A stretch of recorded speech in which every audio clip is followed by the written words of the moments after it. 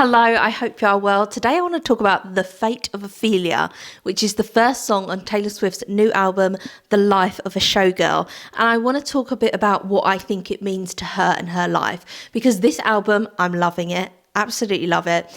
I think it's just very personal to her and her relationships that she's had in the past, and all her albums kind of seem like that. I have never previously been a Swiftie, although I have always loved, she did a song called Begin Again, and I absolutely love that. And I loved fun songs like We Are Never Getting Back Together, but I was never like a diehard Swiftie fan. I've never seen her live or anything like that. But this album, I really feel she's being honest. She's saying it in, I never thought I was going to get married, and now I've met this guy and I'm in love and I'm engaged and I'm going to get married, and now I'm seeing myself as maybe a mother in the future. And she's completely reevaluated her life from previous albums and previous statements that she's publicly made. So The Fate of Ophelia, which is the first song on the album, the character of Ophelia is actually from William Shakespeare's Hamlet. And I just want to say, I hate the videos that are going around that are like, this is what Ophelia is, and if you don't, you've got it wrong, if you don't agree exactly with me. All literature is open to interpretation, especially someone like William Shakespeare. We don't have him that we can sit down and say, okay, so what did you mean by this or that? Because he died a penniless playwright. He never got to give in depth what he meant from each character and what the subtext was. So to say that there's only one way of interpreting the character of Ophelia is absolutely crazy to me. But anyway, and they're like, oh, she's interpreted it wrong, Taylor Swift, in the way she is. I'm just going to give you my interpretations of what I think it does to do with the song. Also, it's a pop song. I feel like people are taking a lot of things very literally when she's saying stuff, and there's a lot of satire within the album. But The Fate of Ophelia, Ophelia is a character who is a love interest of Hamlet, and they don't end up together in the end, and she ends up dead. And she is either you believe she is driven to madness by the actions of Hamlet, or that because she is alone and not going to end up with Hamlet, that loneliness is why she commits suicide.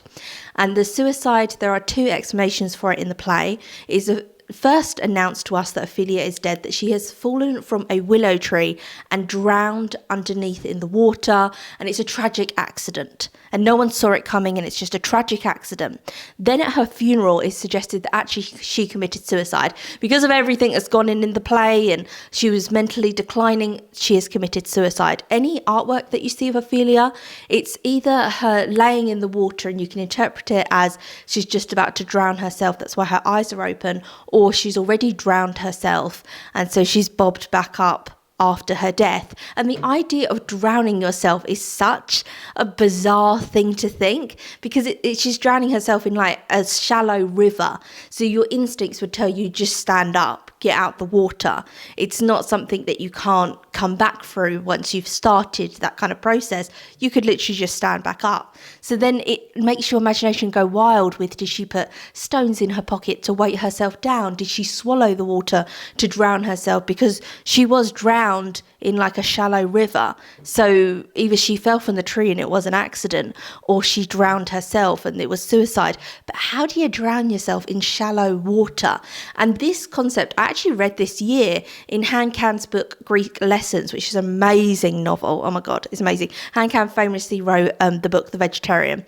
And in Greek Lessons, there's a woman in it who, she has gone mute because she has psychological problems, and she has to learn new languages. So every time she learns a new language, she can then communicate with people. And she has lost custody of her son because of all of this, and she has a really spiteful ex. And she is in such mental anguish at being separated from her son and not having custody of him, that throughout the book there's a lot of imagery about snow and freezing to death. And she says, I'm in so much mental pain that I could go outside, lay down in the snow and freeze to death. Even though my body would be turning blue, I'd be in excruciating pain, I'd be getting pneumonia, I could just lay there and die, because that would not come close to the mental anguish I'm being put over by being separated from my son, the person who I love the most in this world. And it's such a stunning book.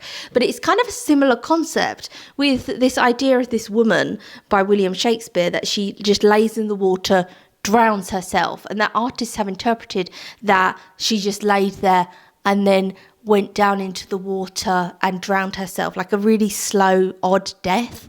And then in Han Can's book, that this woman could go outside and freeze to death and just lay in the stone until she perished because she's in so much anguish. So there's similarities between the two. So it's interesting that I actually read a book that kind of has that theme of death within it.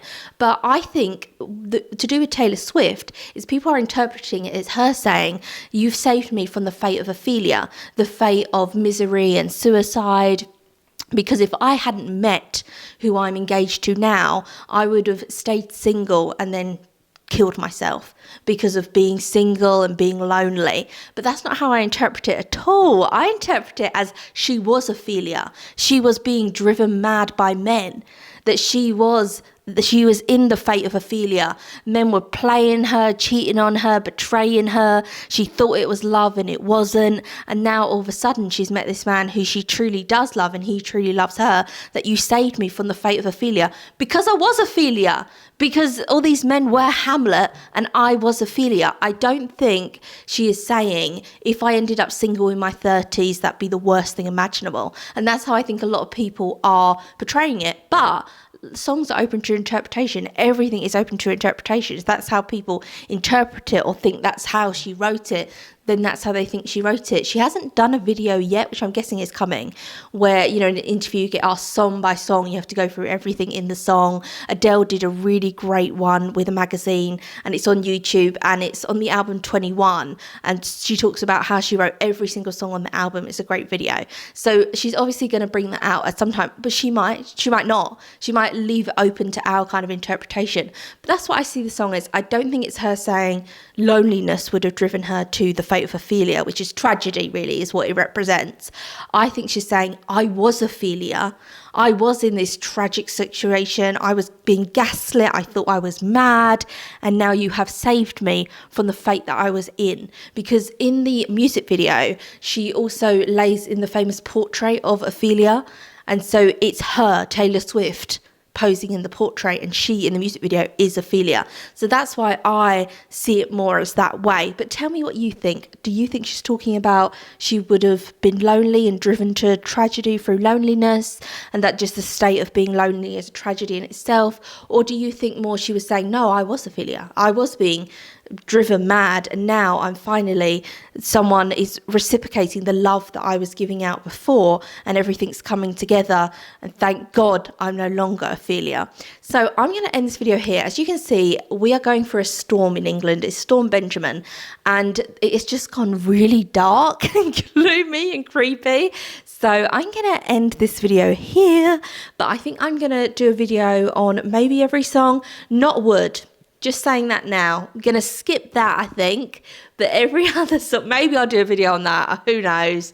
God. But every other song, I might do my kind of interpretation on it. I just love this album, and I just really want to chat with people about it.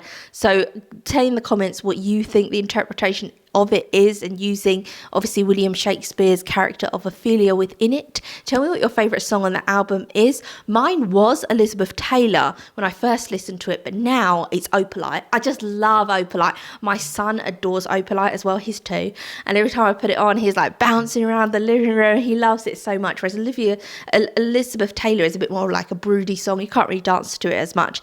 Anyway, I'm chatting on. I'm doing a video every day in October called HANOWEEN, so if you come back tomorrow, there'll be another video on the channel. So I will see you tomorrow.